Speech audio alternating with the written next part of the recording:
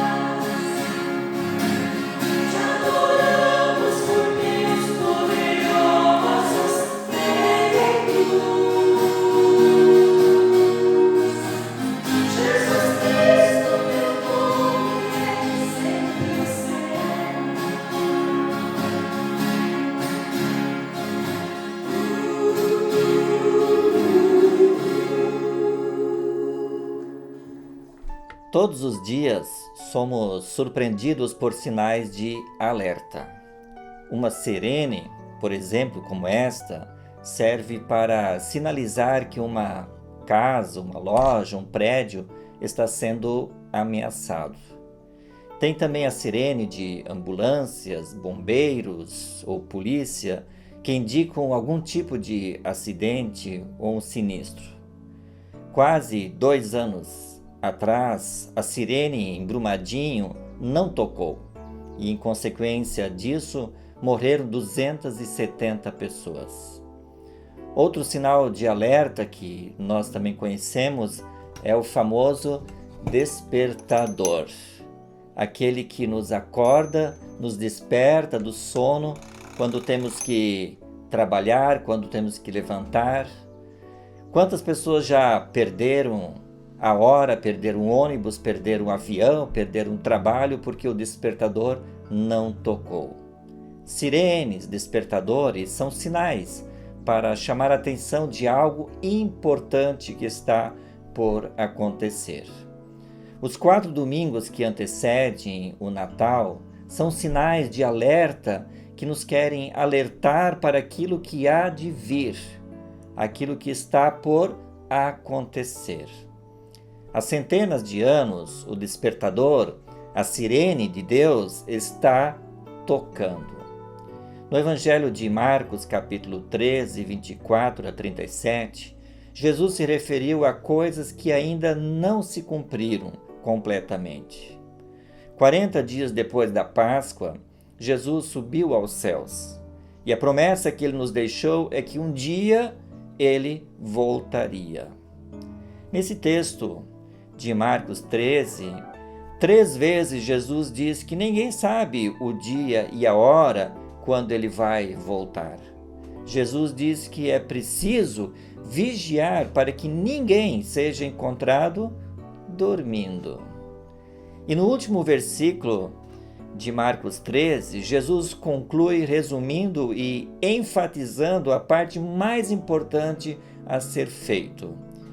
E o versículo diz assim: "O que, porém, digo a vocês, digo a todos, vigiem."